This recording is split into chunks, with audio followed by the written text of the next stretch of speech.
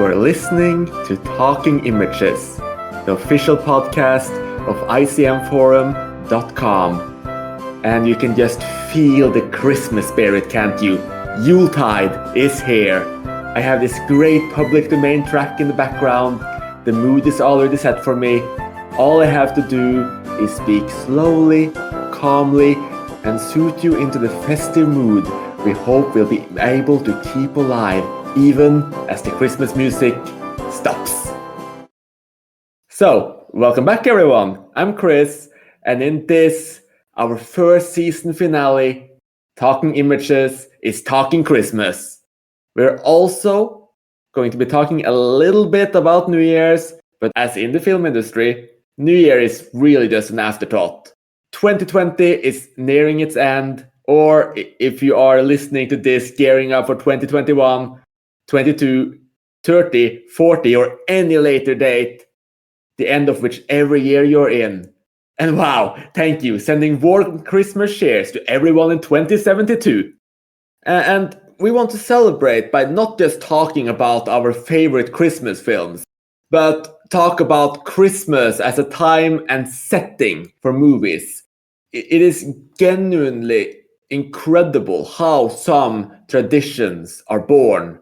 Across the world, families sit down to watch the same animated shorts, or just classic shorts, feature films, and anything you can imagine year after year after year.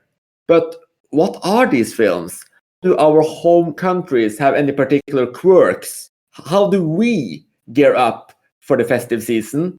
Do we just watch an incredible amount of Christmas films? So, how early do we start? And let's not forget about, all those presents under the tree. We will be diving into some of the best film presents we have ever received. So, let's start talking Christmas, or for me specifically as the resident Norwegian, Yule.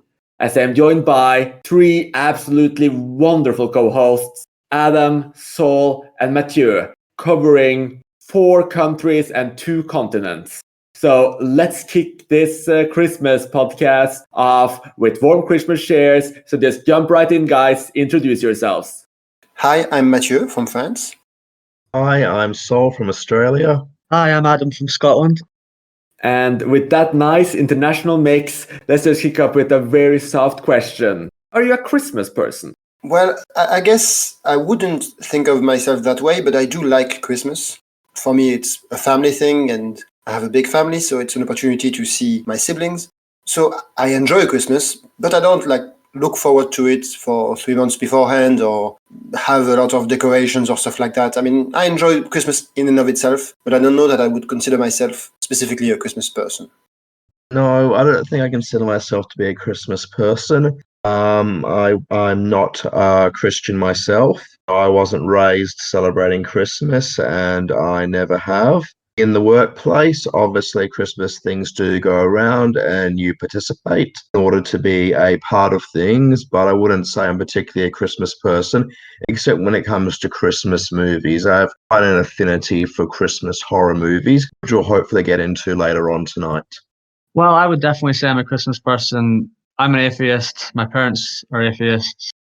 So what I consider to be Christmas is a bit different from what it traditionally was. But I still love Christmas. And I think, especially since I moved to London, going back home for Christmas for a couple of weeks still means a lot to me. And I have a young nephew and niece. So having kids around, I think, makes Christmas a lot better as well. I mean, I think I've gone a bit back and forth on how much of a Christmas person I am. I think traditionally, not so much, though I absolutely loved it as a kid. But for the last 5-6 years or so, I think I've been getting more and more into the spirit, especially because I've been going up to Adam's neck in the woods in northern England and Scotland, exploring the Cumbrian mountains and the snow, etc., in the midst of the Christmas season. That's absolutely fantastic and gets you into the Christmas mood every single time. I just love the way you guys do, Christmas markets and everything else about Christmas. It just lights up. It's lovely.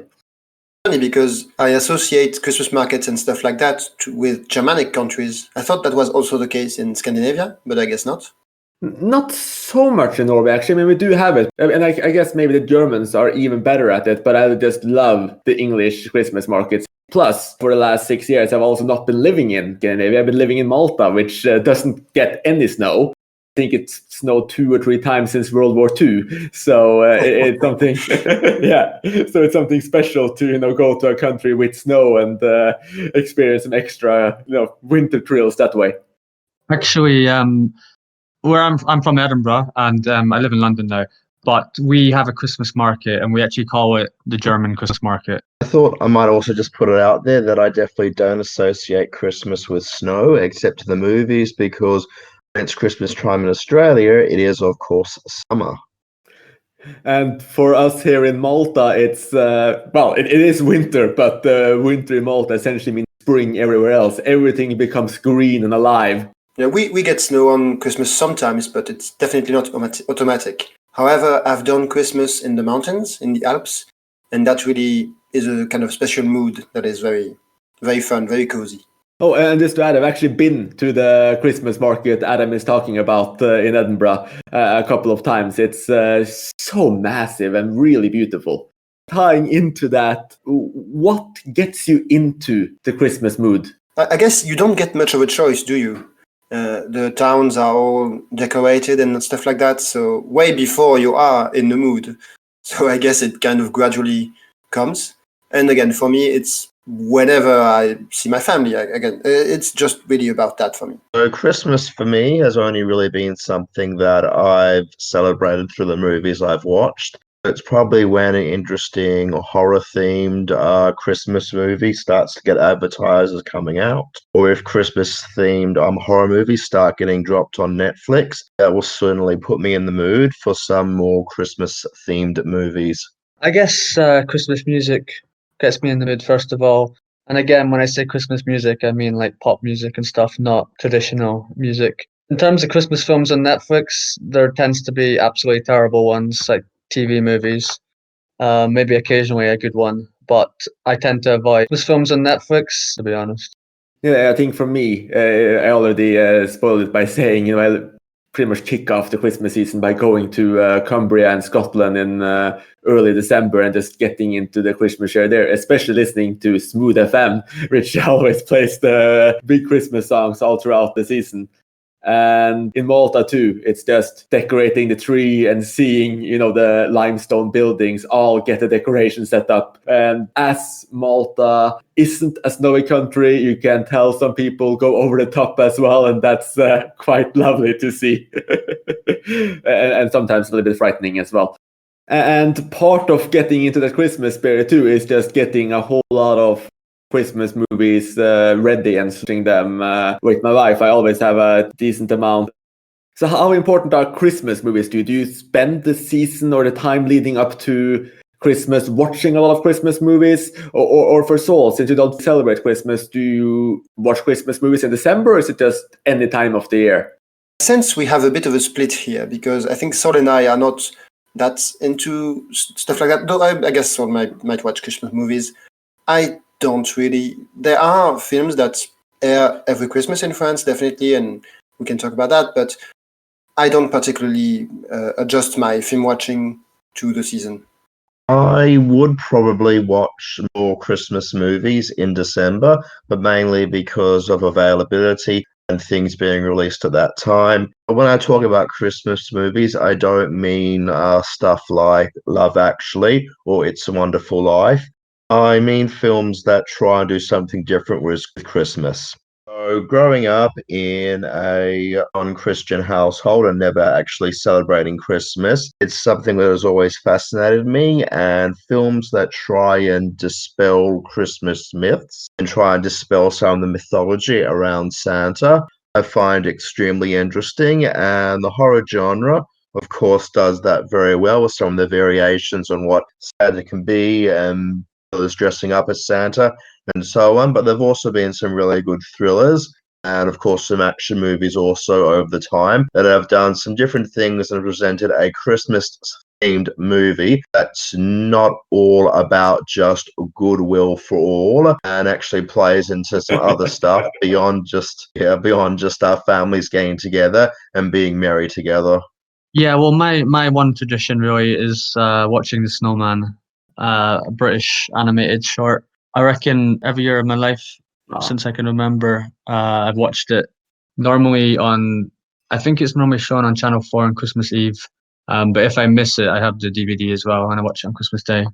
Once I get back to Edinburgh, I watch stuff on TV with my family. Whereas when I'm in London, I normally watch stuff on my laptop, so I don't watch anything in London. But yeah, The Snowman. It's been quite divisive on the forum. I know Lauren hates it, for example. But it's more of a nostalgia. It's a nostalgia thing for me since like when I was like 5 years old, I was watching it. So every single year since then, I've watched it. And I think you can't really understate how important the snowman is in all of the UK either, to be honest. I mean, snowman memorabilia is everywhere. You get the pajamas as tea sets, no matter what you can imagine. It's there, it's so interesting that one short, I believe it's around 20 minutes, can have that kind of impact about 40 years on. And just for me personally, I can just tell you that we play the snowman music like every single Christmas. It's such a great song, even though I'm not as in love with the film. In fact, I heard the song so many times before I even watched it that when I did, I almost just went, well, that was it, because I had expectations that it was really going to be something completely monumental. But I think the animation style is great. I think the emotion there is great. It's a very sweet short, so I can understand why it's held up the way it is. Yeah, and it's kind of tradition that Channel 4 they show it every single year. So it's not just me searching it out. They just show it. There's a couple of animated. There's actually a sequel to it now, but it's not the same. And I guess generally British TV does a lot with Christmas, right? Yeah. There's endless Christmas films on TV. And TV shows too. I know that Doctor Who does Christmas, or did at least several Christmas episodes, and I think a lot of TV shows do it, right? Yeah, there's tons and tons of Christmas specials. Like even in The Office had a Christmas special, the original British one. I would say there must be thousands, hundreds of thousands of shows that have done Christmas specials in the UK. So it's a very big deal. Let's not forget about essentially every single sitcom in history. I mean, I know that I've done lots of Only Fools No Horses Christmas episodes. So it's like the way that British sitcoms and essentially any show do these Christmas specials. It's really interesting. I think every single one do it. Even shows that end continue to do Christmas specials afterwards.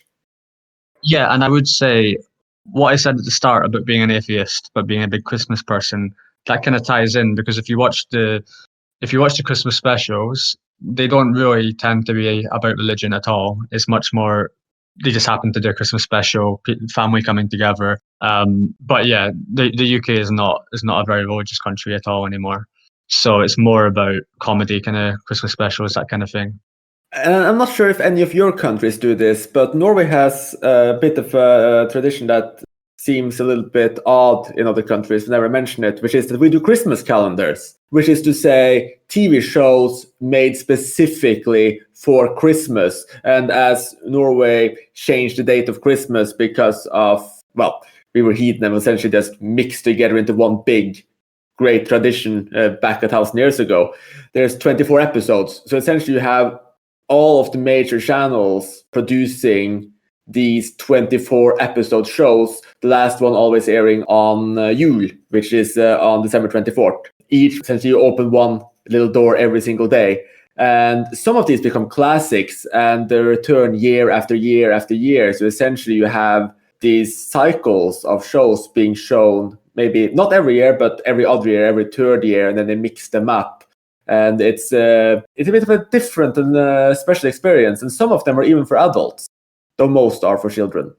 I guess French TV doesn't go all out with Christmas. They air a lot of Christmas-themed movies, and there's one especially that I think I'll mention later. And they just generally air popular movies. But TV shows and stuff like that, and even what you mentioned with the Advent calendar, we don't really do that. Oh, and one thing I forgot to mention here with these Christmas specials is that, not even specials, calendars, is that most of them tend to tie in with different things than what you might expect, which is why Norwegian Christmas is so special, because we bring in a lot of traditional Nordic mythology into the season, which is very different from how Christmas is imagined elsewhere, including is changing Santa's entire origins and species, because we have this weird tradition of nisser. Nisser are essentially these gnomes, these magical spirits, which are kind of humanoid, but much smaller, that, for instance, will live in farms, they can live in your attic, they can live anywhere, essentially. And our mythology is that Santa Claus is just one of these nisser, but he's much larger and more powerful. And because of this, all of these smaller nisser, this mythological species, is just brought in all throughout our Christmas traditions and our Christmas movies, etc. To the point that, if I recall correctly, the biggest grossing film, or essentially tying with James Cameron's Avatar, was literally a show about the nisser at a place called Blue Mountain, which was actually adopted again from one of our Christmas calendars. We literally had a Christmas calendar going into the big screen and becoming this massive blockbuster.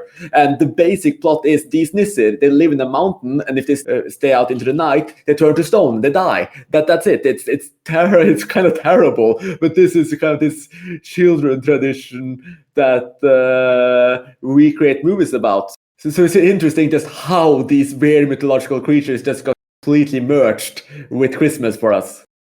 It's quite interesting, the Scandinavian takes on Christmas and how different it is. The Christmas horror films that I have seen is Rare Exports, which is a Finnish film about Santa Claus as being sort of monsters and not the Coca-Cola Santa Claus, as the kids in the film describe it.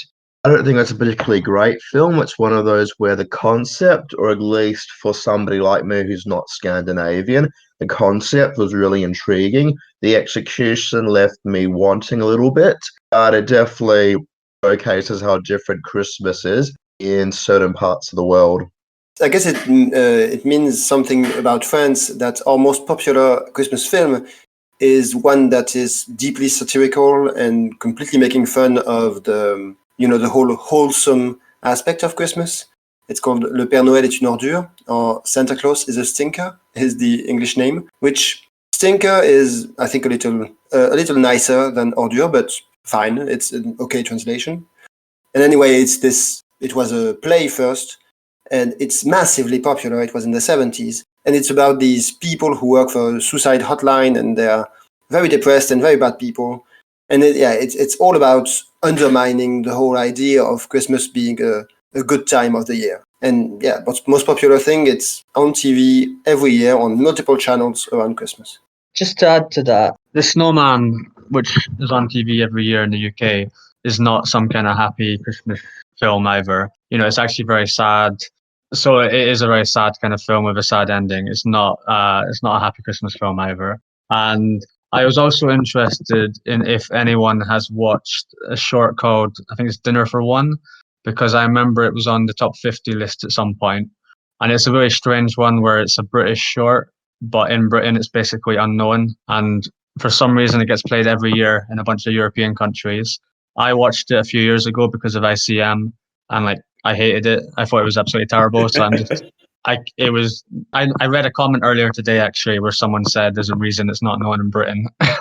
And basically, I really hated it. So I found it fascinating that a British short that's unknown in Britain is like a tradition in some European countries. Never heard of it. Wow, okay. Well, it's called different things. I think in Norway it's not a Christmas short, it's a New Year short. So I meant New Year, sorry. It's just yes. kind of linked to Christmas, kind of, just a few days later. I think the funniest fact about this short film is that it's actually not British. It's German, but shot with British actors in Germany, because the lead refused to speak in German because he hated Germans. It's because of World War II. It's just this really bizarre backstory. No, I have to be honest, somehow I have not seen it, but I know my family watched it every single year. I know my grandparents especially watched it every single year. It's shown on TV every single year. I guess I need to see it this year. Somehow I haven't, but it's shown on repeat. And I also know that in Germany, it's usually shown 7, 8, 9, 10 plus times on the same day, just to make sure that every single person gets to see it. That's funny because I actually grew up or spent part of my childhood, 5 years, in Germany. I've never heard of this, though granted we were a French family, so we were not necessarily watching that many German things, but yeah, completely unknown to me. Apparently, this is one of the very few things that are shown out of respect for the main actor who hated Germans on German TV without being dubbed. So they show it in English out of respect for the guy who hated Germany. But tying back to what you about France, Mathieu, big French Christmas movies I was thinking about was the classic Who Killed Santa Claus, where they literally, kill Santa Claus character, and also a film I haven't seen but I've had on my shelf for about 10 years, and I mean to see it every single Christmas, which is A Christmas Tale with Catherine Deneuve. So it's you seem to really like the morbid part of Christmas. Yeah, definitely. I actually don't know Who Killed Santa Claus, but I've heard of the other one, though I haven't seen it. I think we do have. It's like everything, because Christmas for us is seen as this very American thing, even though it is a Christian thing. You know, the way Christmas is celebrated with Santa Claus and all of that is seen as very American. And we have this, love-hate relationship with American culture in general. So it's kind of a way to take part in it while also feeling superior to it, which we always love. We do also have more straightforward Christmas film. I think like Joyeux Noël is a big one, the war film, World War I film about the Christmas truce. Oh yes. Which is, very much in a more traditional spirit of Christmas. Yeah, I think what's interesting is what you're saying about associations to America, because in Norway we have none of that. Now that might just be because Norwegian Christmas is so different. I mentioned earlier that we merged it with so many traditional Norwegian mythologies. Then the other part of it, which I didn't mention, is that Christmas is not just Christmas, it's entire Yule season, which essentially spans from the 1st of December until the 13th of January. Which is the 20th day Yule. So it's just this long period with lots of different tradition in them. And one thing that you guys probably call carol singers is essentially merged with Halloween in Norway, where little children dress up as nisser, and we call it essentially translated to Yule goat. And what's funny here is where the tradition started and where it ended up. Because it actually starts with a literal goat. It's from paganism, where to celebrate Yule back in the day before the Christians came, our ancestors would chop off the head of a goat and then walk from farm to farm, showing them the head of the goat. And I'm not sure how that was polite or what they got out of it or what kind of chit chat they were having, but essentially they would go to the house, they would pull up the head of the goat, and then they would go on the merry way. And today, it's children dressing up as nisser and getting healthy snacks. And so that's how that tradition ended up, and is how it became a central part of Yule and Christmas today. But it's just another example of how some really weird stuff survived into our Christmas traditions. And on that note, I'm really shocked and surprised there aren't more Norwegian Christmas horror movies, because we have so much material. Yeah, I would love to see more horror movies set around Christmas or about Santa from Norway, Finland, Sweden, from that area of the world. In Australia, we don't have that many Christmas movies. I just did a quick check because I haven't actually seen any. There's Bush Christmas, the 40s classic, and the 80s version with Nicole Kidman, which I haven't seen. Otherwise, Christmas in the movies doesn't seem to really be a big thing in Australia.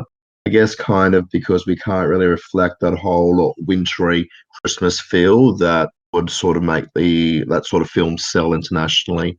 And because I just have to mention more about our Christmas calendar, we've had some for adults as well. I think the most extreme one was our parody of Big Brother called Nisser at the Barn, which was essentially about people dressing up as nisser and being in a barn for 24 days and doing all of the same stuff they did in Big Brother, except it was all acted out. And one particular classic, which is technically a remake of a Danish classic as well, called The Julekalender. It's one that is really popular in Norway. It's from the 90s, and essentially it's about nisser versus demons. So it's about the three nisser who try to save the old Santa Claus. They fly into Norway and crash, and then they try to fix their plane while a demon is coming to kill them. So, and we see this every single year, and there's some very juvenile and various kind of weird antics in there, but this is the kind of stuff we put on year after year after year and just lives on in the popular culture. Are there any Christmas movies or Christmas shows or anything else that you think would be surprising to hear about from your countries? Are there any Christmas films, Christmas shows, or just general Christmas traditions around films and shows that you think you would find very surprising from your countries? One thing is they just show popular movies on Christmas. So films have become associated with Christmas that have nothing to do with it, like La Grande Vadrouille, I don't remember the English title, but it's one of those classic Louis de Funès Bourvil comedies from the 60s. It's immensely popular, and so they started showing it around Christmas for no other reason, just people like it. So somehow it's associated with Christmas, even though it's a story about people during World War II and nothing to do with it. And another one, which is a little more related, is Les Bronzés font du ski, so French Fried Vacation 2, I think, in English. And so that's a sequel about a bunch of young people and they're going skiing. So it is winter themed, and it's also very popular and also shown a lot in this period on TV. But I guess we don't have anything as weird as Norway. Sorry. Australia also doesn't have anything as weird as Norway, but I guess I might be able to chuck another country in there.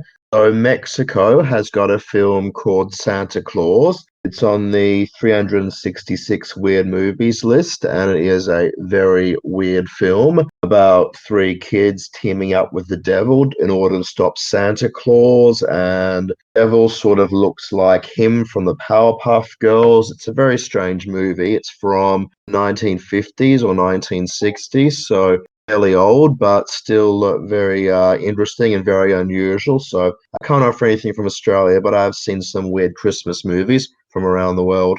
I mean, I think a weird and disturbing tradition in the UK at Christmas is a Queen's speech. Okay, I'm not saying disturbing. Wait, I'll start again. That's pretty good. I think I've watched none of them, so I don't actually know what they're about. But every single year, I'd imagine millions of people tune in. I remember my grandmother, she used to watch it every single year. She died a few years ago. So I think when I was a kid and I used to go to my grandmother's house for Christmas, I think I got exposed to things like the Queen's speech, things like that, which have maybe died out a little bit among young people. But I think the Queen's speech is a bit of a kind of unusual tradition. Feels like something from the past that somehow kind of lingers on despite it not being that relevant. At least this is just my perspective. Lots of people probably love it. Well, actually, we do that too with the King's speech.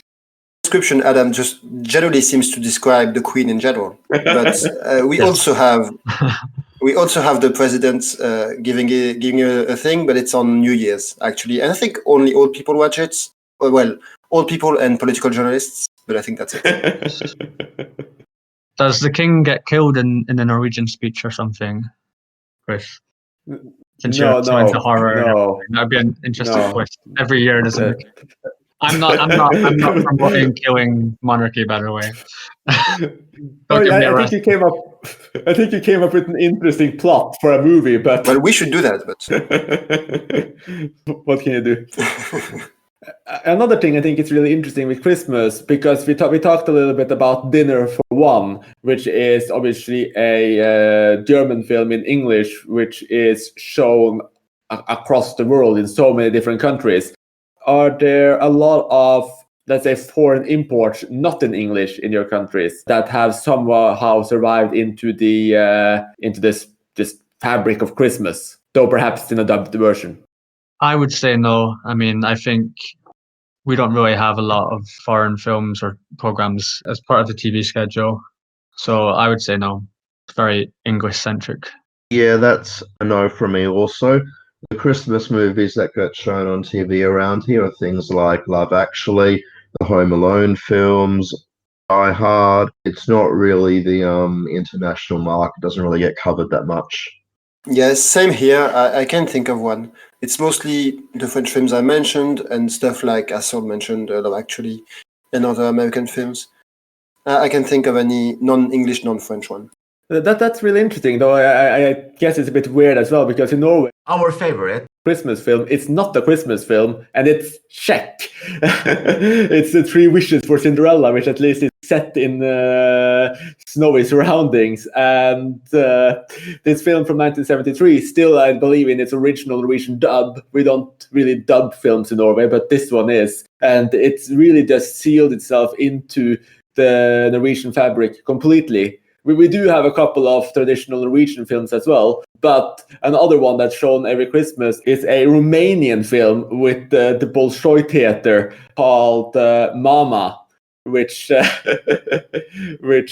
a musical about, I think in Norwegian we call it Rock and Roll Wolf. So it's just weird. Again, maybe it's more common in smaller countries up in the north to just get some imports from the old Eastern Bloc, but it's really interesting all the same. I actually have seen Mama, or A Rock and Roll Wolf. It's a film that was recommended on the forum by Albajos, one of our Norwegian posters. And yeah, it's a really weird and strange and out there film because it's a bit of a musical there. It's got some really creative costumes in there and sets, and I really enjoyed it. But it is definitely a really unusual film. But it was available on YouTube at least last time I searched for it, and I was like, yeah, I haven't seen anything like this. It was a bit fun to watch. So, having gone through a lot of the traditions and what we see on TV, etc., what is the best Christmas film of all time? What are your favorites? Are there any you watch every single year? And are your favorites the ones that are actually shown on TV, or are they more personal discoveries? I guess it depends on your definition of a Christmas film. If we're like looking at the very traditional, wholesome Christmas film, I do like It's a Wonderful Life a lot. It's not well known at all in France outside of cinephile circles, but yeah, it's a film I do enjoy a lot. I think it's Jimmy Stewart is great, and yeah, it's not as corny as it sounds. Also, which I think modern Christmas films have kind of learned the wrong lessons from it. But anyway, if we're looking further, though, I think it's probably Gremlins. I like the way it's kind of parodies Christmas films, and even more with the sequel. But I am thinking of the first one because the first one. But I don't even know if the second one takes place on Christmas. Yeah, I think it does. But the first one feels more Christmassy, and it's very funny. And I love the score by Jay Goldsmith, I think. But anyway, yeah, it's probably Gremlins for me. But the last one I do want to mention is, I guess, the first few episodes of Fanny and Alexander. It's actually the closest I've seen to what Christmas is for me, represented on screen. I mean, we're not like that because I'm not in a family of actors and stuff like that, but I'm in a big family. And so it feels very familiar, this just general feeling of those first two episodes or that first hour of the film. So I guess that's also worth a mention for me. And it's a film I do love, even though it's just a small part, which is Christmas. I have actually heard that mention about Fanny and Alexander before. I've actually got a friend even who was shocked that I rewatched Fanny and Alexander and it wasn't in December because he sees it as a Christmas movie. And I've had people describe it like that over the years. It does definitely open with Christmas because it's put all the family together and it sort of sets up those family bonds which get tested, I guess, throughout the course of the film. Yeah, I'd say overall, I don't really view it as a Christmas movie. I view it as, a personal identity study about Alexander becoming his own person. But I've talked a bit about Fanny Alexander already in the Favorite Movies podcast. It's an interesting one to bring up.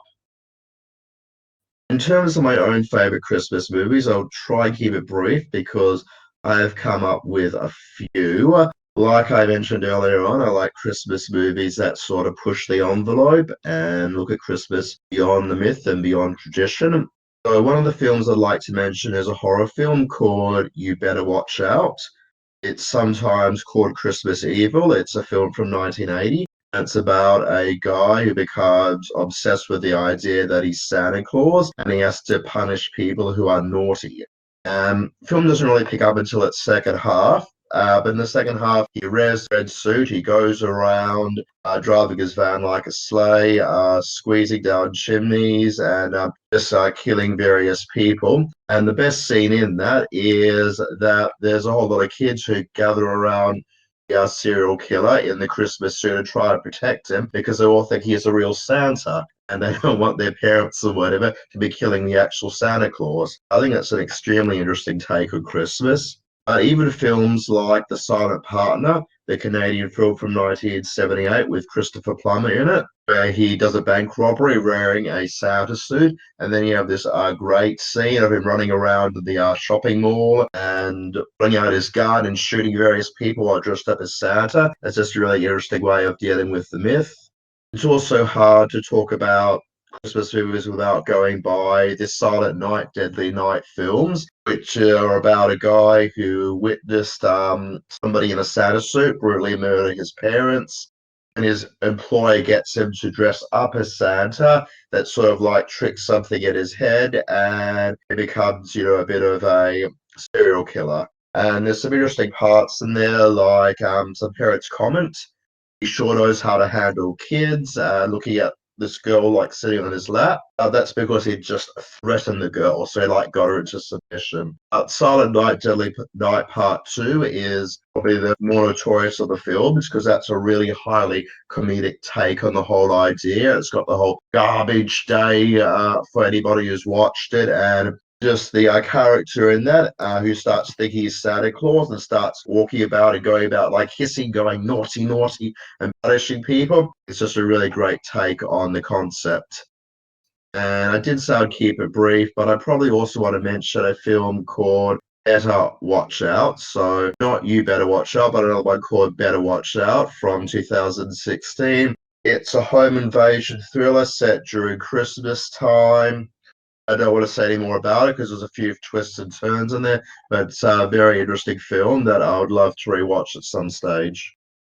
Yeah, I don't have that much to contribute to this question. I think I like the old black and white traditional kind of Christmas movies, and then most of the other ones I like is kind of nostalgia. So ones from the 80s and 90s, like Home Alone, Die Hard, that kind of those kind of films. And as I said, The Snowman is my favorite, and it's the only one I watch all the time. I mean, every year, not all the time. Yeah, Die Hard's a great Christmas film. It's a great Christmas film because it's not really about Christmas. So I guess from that point of view, I find it really interesting. It is sort of about family coming together, but in a very different sort of way. So a bit of a different play on the Christmas myth. Yeah, I think in general, the less Christmassy a Christmas film is, the more likely it is to be good.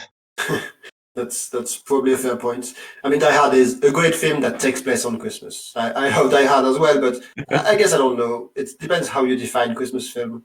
It feels a bit of a cheat to me, but I mean, fine. No, I can see that. And I think it's funny too that Christmas films aren't really about Christmas either. They've just, like you said, kind of been merged with the traditions. We do have two kinds of Christmas films. You have the ones you watch at Christmas and you have the ones about Christmas. And then I guess you also have, like you said, those just happen to in some way have Christmas in them. Though Die Hard has, without any doubt, cemented itself as a Christmas movie, complete with Santa hats and explosions. I think that debate is kind of over already, in the sense that there used to be just so much vitriol about whether or not Die Hard was a Christmas movie or not, but now it's just shown on Christmas as a rule. So I think that debate is indeed over, and the Christmas angle won. I might just also give a quick shout out to Eyes Wide Shut as a Christmas movie.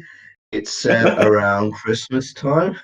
I know it sounds a bit funny, but it is again another subversion of family values and getting together at Christmas and sort of being careful what you wish for and Yeah, I mean, you can sort of like view it like that, and with the long night walks that Tom Cruise has, and the mysteries that he comes by, it's sort of like that little kid or whatever trying to unwrap his presents or trying to work out if there really is a Santa Claus or not. But like Tom Cruise is also trying to work out some of this mythology, and it's just some really great shots of him just wandering the streets at night and outside the costume store. I don't know. I don't know. It's not something I watch every Christmas, but it was definitely one person on the classic film board on IMDb who would watch that every single Christmas, which was a lot of dedication. Wow. But it is a great film. It is. I just never thought of it as a Christmas movie. Going through all of the big Christmas lists you find, there's so many odd additions. Like I've completely forgotten The Apartment by Billy Wilder takes place around Christmas as well. So there's a lot of films that have some kind of tie-in. But for me, and I think this is odd and ties a little bit in with what Adam was talking about too, it's really the classic Christmas movies or the films that aren't really about Christmas that win out for me. So if I was going to say what the greatest Christmas movie of all time is, I would probably go with It's a Wonderful Life. I don't love that film as much as I used to, but I do think it manages to capture a sense of wonder, and I think it also goes so much beyond Christmas, and of course just painting this big picture of Jimmy Stewart's character and the life there, and just building up so much emotion and even mythology here, which just works so incredibly well. And then you also have all of these other classics like Miracle on 34th Street. And it's odd if we don't really get that many great or strong Christmas movies anymore. I think that when we see the Christmas movies coming out year after year after year, few of them really stick around. I think the most recent one that I love, and again, I don't really get the Christmas feeling from it, even though it's essentially all about Christmas, is A Nightmare Before Christmas, which is not directed by Tim Burton, but of course fits into his entire animated style. And it's such a great experience to view that film. It's just done so incredibly well. And though the tie-in with Halloween and the fact that so much of it is not doesn't really have a Christmas setting, doesn't really make it feel like a Christmas movie for me, even though, again, that is really all it is. Yeah, Before Christmas is an interesting one because in some ways it's a Halloween movie, but Christmas is really super important to the film. I mean, it's the whole thing is he aspires for Christmas. So it's kind of an edge case, I guess, and kind of one that goes against the idea that the more your film focuses on Christmas, the worse it is. Because I think that's generally true. Like It's a Wonderful Life is not that focused on Christmas. It's an important part of it, but it's not central. Exactly. And of course, Tim Burton even did Edward Scissorhands, set around Christmas. Doesn't really tie into Christmas that directly, and that always also works as a setting. Batman Returns too. Oh yeah, of course, yes. I think for me, a lot of the black and white older films had very great acting and very great stories. And there's a weird kind of move, I think, in the last few years towards Christmas films seem to have to be romance films, very tacky, kind of soppy storylines. So in general, I try and avoid the modern ones like Love Actually, things like that don't appeal to me at all. One recent one I quite liked was Klaus on Netflix. I think it was from last year. Oh yes. That was surprisingly good, I thought. But I do, apparently Soul hates it, but yeah, I I actually quite like that one. But I do think if you go on Netflix and look up Christmas, okay, everyone hates Klaus. I liked it, right? I like Cloud too, though. I don't hate it. I don't hate it. Yeah, people are writing comments while I'm speaking, so in case anyone thinks I'm going crazy, I'm responding to myself. But I do think like, if you look on Netflix and you look up Christmas films, there are just endless awful looking films, TV movies, exact same ones, and that kind of thing puts me off. And I do think there's a weird kind of romance Christmas genre that's formed, at least since Netflix started, which I avoid at all costs. Well, yeah, it's become a cottage industry. I think it's Hallmark, the channel on the US, that I think started doing a lot of these very cheap TV movies. And somehow they got popular. I guess some people crave that. And I think Netflix just thought, oh, well, we can do that. And they went in. But yeah, I don't think anyone thinks these are good. I think some people, even the people who enjoy them, Yeah, that's true. I think they're just kind of the exact same film over and over again, and people just watch them in the Christmas holidays. I thought I should just clarify that I don't hate Klaus. I did think it was a film that didn't live up to its potential. I like some of the ideas, how it explored how some of the Santa mythology has come about. Things like the naughty list, the nice list, the idea of Santa watching was all really interesting. But then the film really was playing up the cutesy element, and Oh I yes. found the humor in general very hit and miss. But I don't know. I thought it was an interesting film, but yeah, then they got like the IMDb top 250. I'm like, Oh, it's nah, there. I no didn't know even way. know that. Yeah, I wouldn't put it in the top 250 or anything. I mean, I don't follow the top 250 anymore. I didn't think it was like the greatest film I've ever seen. It's just I have quite low expectations for Christmas films, and it surprised me in that I actually liked it. I thought it was a little bit different from the normal Christmas films I see. It is different, but not that much. I don't hate it either. I just think it's kind of a succession of attempts to explain stuff about Christmas, and there's not like I don't think the core emotional beats really work, but the animation is nice. Oh yeah, the animation is beautiful in it. I think that's what I like the most. I think what Saul talked about wasted potential is completely true. It's such a beautiful film. It feels really pleasant. It has some emotional elements, but then it really plays up the cutesy elements and just becomes a fairly good to okay film. But like all the potential is there, and it's definitely one of the better Christmas films we've had the last few years. In the spirit of Eyes Wide Shut, to get back to an earlier point, I have thought of a few other films that are associated with Christmas without necessarily being Christmas movies. One of them is Carol, the Todd Haynes film with Kate Blanchett and Rooney Mara. It's not, I mean, it takes place around Christmas, and I think there's just this image of one of the characters with a Santa Claus hat, which I think was popular on the internet, and it is a very both warm and cold film that I think, like Eyes Wide Shut, it uses Christmas for other purposes, which I think is interesting. Another one is The Lion in Winter. If you want like dysfunctional families at Christmas, I don't know how historically accurate it is to be offering gifts in 14th century France, but it's kind of funny that they have the most dysfunctional family possible gathering at Christmas in that movie. Oh, and for other films that the time of Christmas, didn't Lethal Weapon do that too? And another film written by Shane Black and also directed by him, Kiss Kiss Bang Bang, which obviously has the Christmas spirit all around them while they're doing this really semi-satirical, bizarre neo-noir. So it's Christmas ties in everywhere, really. Yeah, the Nice Guys too. Shane Black is kind of obsessed with it, apparently. I'd completely forgotten about that. One thing we didn't bring up, and it might be just because we all have a strong bias against musicals, I don't know. Obviously, Mama is a musical, but there are so many Christmas musicals that are around. And while I'm not really a big musical fan, it's probably one of the genres I have the least favorite from. I will actually give a complete pass to White Christmas, which I just find...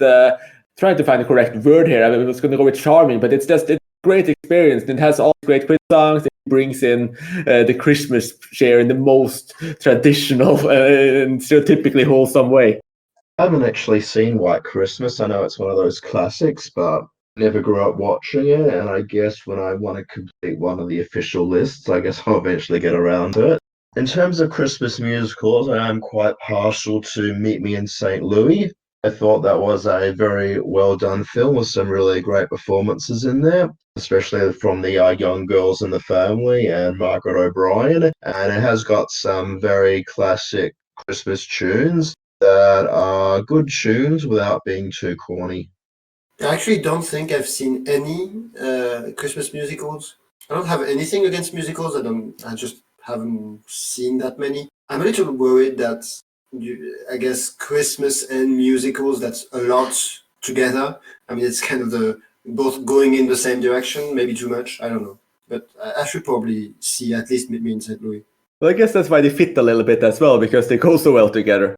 I think we need to do a musicals podcast in 2021. Oh, there. Yeah, I'll try and get us watching some more. Let's just do that. Let's just do that. There's a couple of other things I want to bring up. So I want to get your opinion on this idea of just remaking the same baseline stories over and over and over again. And I think for Christmas, there's one story in particular that seems to keep being redone and done in every which way, which is A Christmas Carol, sometimes also called Scrooge. Once even with Disney, with Scrooge McDuck in the lead, which was incredibly fitting and very enjoyable. But obviously, we've seen so many big productions of A Christmas Carol, including, the big animated film with Jim Carrey and the classic with Alistair Sim, and there's so many other versions. So, which is your favorite version of A Christmas Carol, and are any of them a favorite of yours? I think the only film version I've seen is the Alastair Sim one, and I did not care for it at all. I found it pretty boring. I don't know. I don't remember that much about it except disliking it.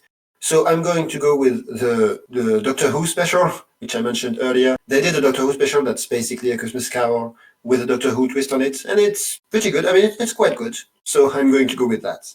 I think the Alistair Sim version of Scrooge or Christmas Carol, I'm pretty sure that's the only version that I've seen of the story also. I haven't seen it recently. I thought it was alright at the time. I do recall really liking Alistair Sim's performance. But then again, I like Alistair Sim a lot as an actor, so that's not surprising. But his performance is pretty much the most potent thing, or the one single thing that I actually remember about the film. Yeah, same for me.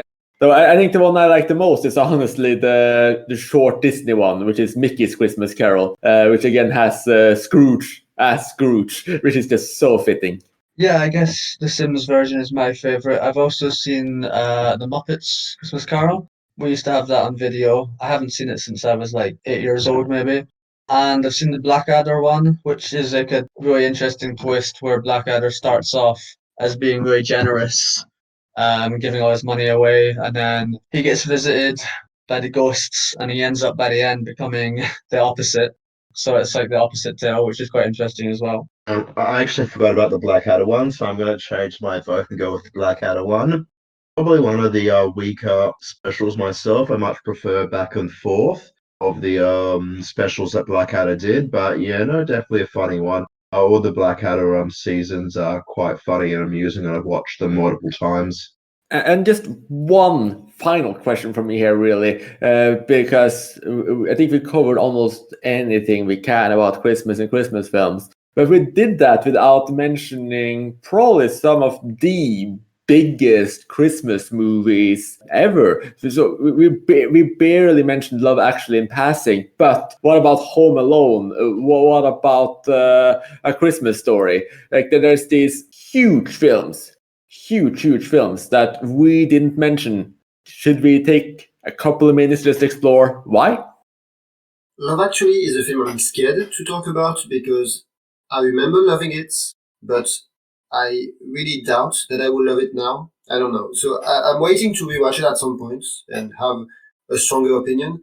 But I remember really liking it like 10 years ago. So I don't know. I actually haven't seen Home Alone. I know apparently that's very surprising to some people, but I wasn't really watching movies when I was a kid, not that much. And I guess I haven't had that much interest in it as an adult. I mean, I'll probably watch it at some point, but yeah, it doesn't really appeal to me. As for A Christmas Story, I have seen that one recently. I don't think it works at all as a satire, if that's what it's supposed to be, which I think it is. I don't know, it just completely failed for me, either as comedy or as a serious, semi-serious Christmas film. I wasn't even really sure what it was trying to be. Oh, that's actually my exact experience with The Christmas Story too. No, I didn't hate it. I thought perfectly okay. But I think this ties in with what you mentioned earlier with with Christmas feeling American. Like I think A Christmas Story is probably the most American Christmas movie I've ever seen, and or at least what you associate or I associate with America, and it just didn't work for me. As it seems to work in America, it's often brought forth as the greatest Christmas film of all time. Yeah, I really, really, really didn't like Love Actually. I just thought it was over the top, romantic kind of stuff. I really, really disliked that film. A Christmas Story, I felt like I was a foreigner watching it. It was kind of everything I don't like about the American kind of commercialized Christmas. I didn't like it at all. And Home Alone, I've seen Home Alone millions of times. It's kind of one of my childhood films. So it's quite hard to judge as an adult because all my memories of it are watching it as a kid. So Home Alone is one that I really like a lot and was one of the massive kind of films when I was growing up. But yeah, Christmas Story, I honestly just don't get it. Yeah, I'm glad that came up. I don't understand why that's such a massive deal at all. So if any Americans are listening, please inform us. What's the big deal? Like Adam, I grew up watching the Home Alone films. I did enjoy them more as a kid, and I watched them multiple times, and not just at Christmas time, but throughout the year. And I think they traumatized me a little bit. I've become very paranoid about people trying to break in, which I think has come from watching those films so often when I was younger. Can we explore that a little bit more deeply? So Yes, we have to. We have please to. take a It's seat. all traumatized. I mean, from what I understand, you should be paranoid about breaking in, right? I mean, All you need to do is have a little kid there to protect you, so and you'll be fine. because if I No, what? understand correctly, the home invaders are the ones that really get hurt. I know, but it's just the idea that there's always somebody lingering around your house, watching it, waiting to break in. And then if you've got a window there, you need to have people, what do you have here? Cardboard cutouts and little train sets going around, and you'd have things like that to convince people that somebody's home. Do you set, every Christmas, do you set your house up like Macaulay Culkin did in case someone happens to come in? At Christmas, I stay home. I'm too scared to leave the Are you house. home alone, or do you make sure you're with other people? I actually am home Well, alone. that's your first mistake. You've learned nothing from these films, so. I picture Yeah, Saul I know. waiting on the door, on behind his door with his gun. I don't know if you have a Oh, gun, but God. Oh, no. Oh, boy. So where was I? So, yeah, Home Alone films. Yeah, grew up with them. I liked it when I saw it in cinemas.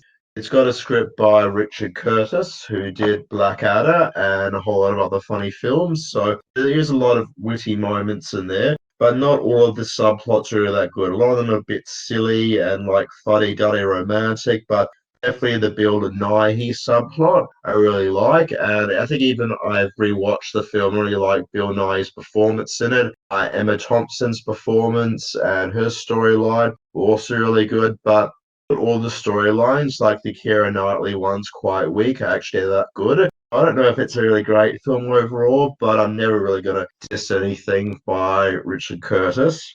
With A Christmas Story, I have seen that. Not recently. It's from Bob Clark, which is interesting because he did Black Christmas, the original Canadian slasher from the 70s, which people argue is predating Halloween for the slasher craze. Not really a great film. The 2006 remake is much better. Obviously, he's got a Christmas Assassinations, I guess. But in terms of Bob Clark, I think I prefer the Porky's films.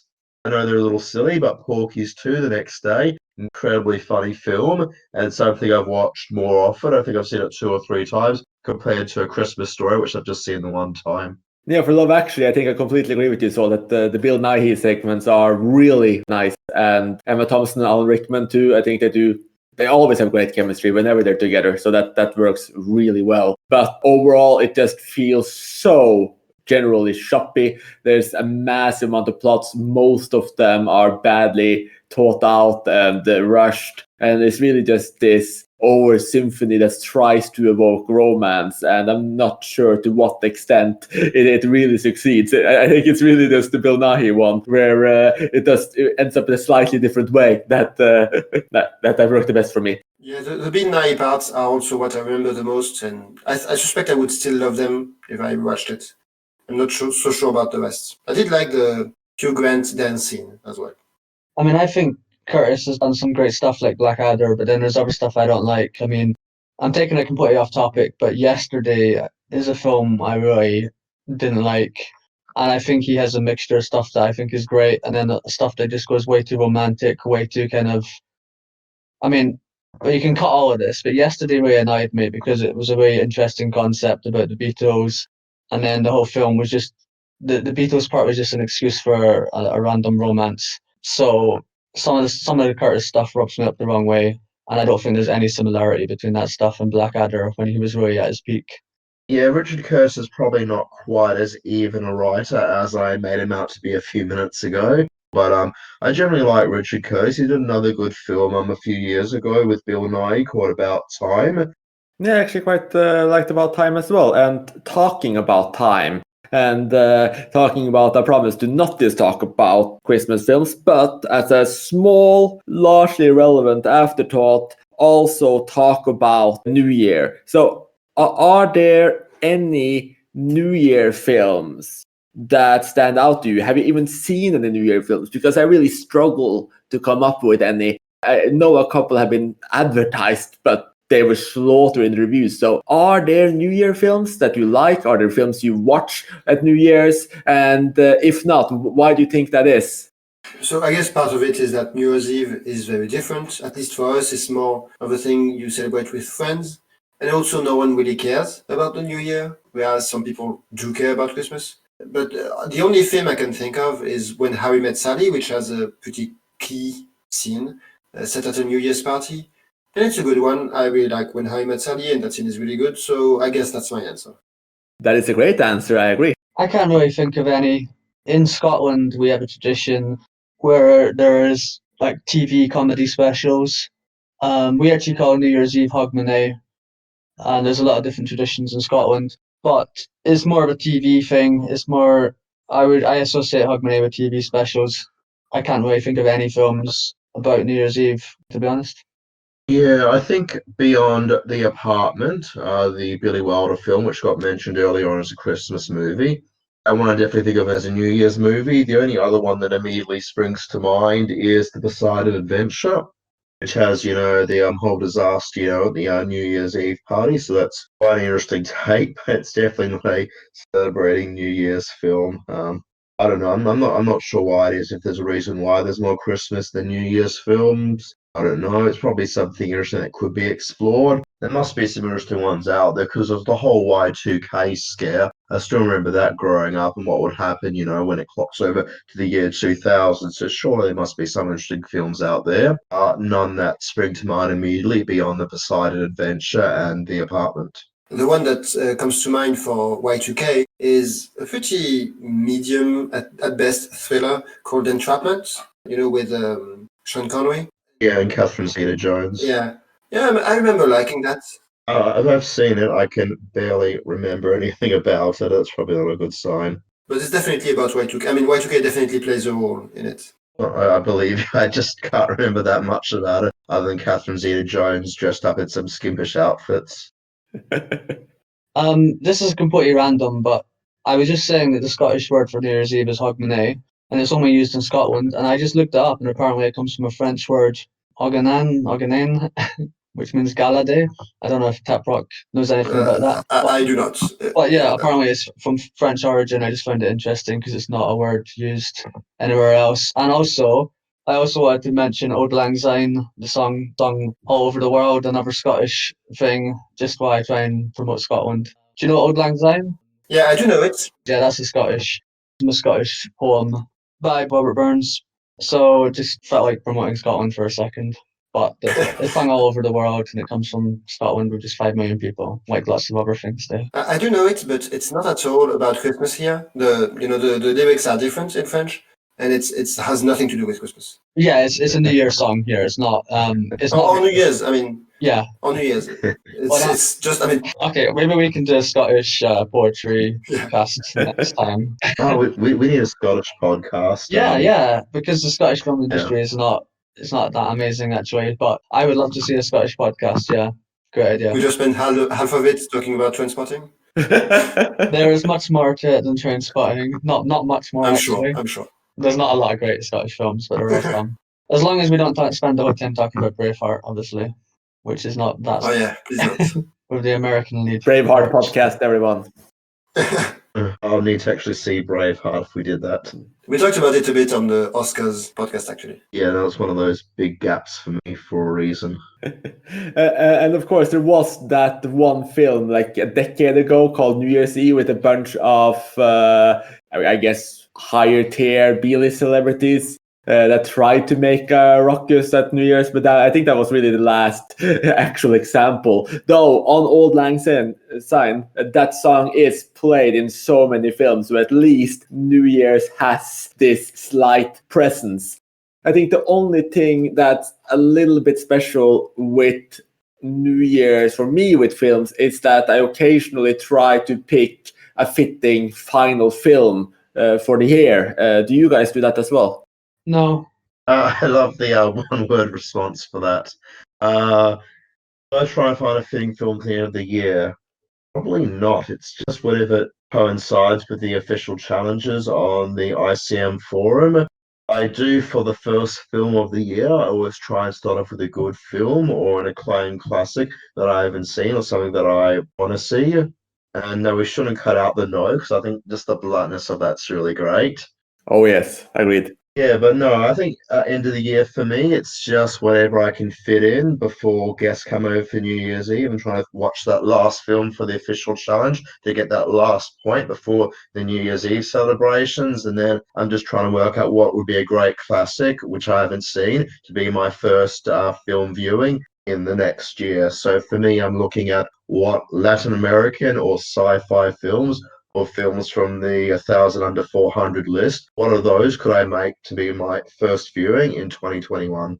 I think I'm with Adam on this one. I just don't really adjust what I watch depending on the time of year. We'll wait until you get addicted to challenges, then you will. Oh, Tom. But yeah, I guess that's. I guess time is a little bit nice to end the year on a potentially high note, or just as Saul likes to start the year on a high note. I try to do both, actually, just to make it a little bit more special. Though sometimes you can't because the New Year party somehow introduces a film, especially if it's with family and not something more excessive. So I think we've gone through everything we need to go through. We've tied it all in for New Year's. It was mentioned, if we did not lie. And did you get a check from the New Year's Association or something? Yeah, definitely. I think maybe can be all part of this new movement to promote New Year's movies. So if any aspiring filmmakers out there really want to get in on that completely open market and fill in the post-Christmas week with New Year films, it's shocking it's not done. The market is there for it. I'm sure people want to see it. Send us a check. We came up with the idea, so just please send the checks here. We're all for it. I'm just not sure people care about New Year. This could easily be the first Christmas I spend without my family, so happy COVID Christmas, everyone. Yeah. Sorry. That's a serious note again. That's a good note to end on. Yeah. It is a good note to end on. Yeah, it's getting... Are we pretending this is just before Christmas that we recorded this, or are we pretending? Yes.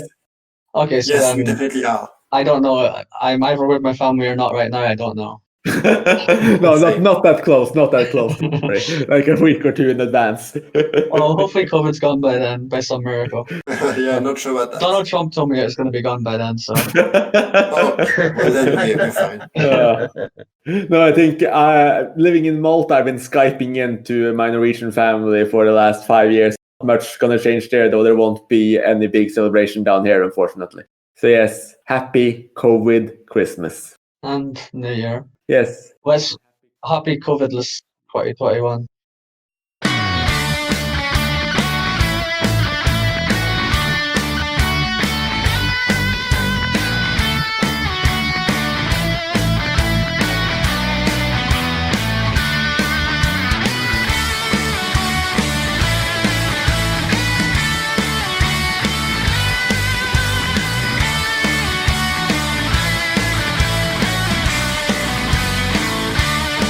Oh, and thank you for listening as well. Join us again soon.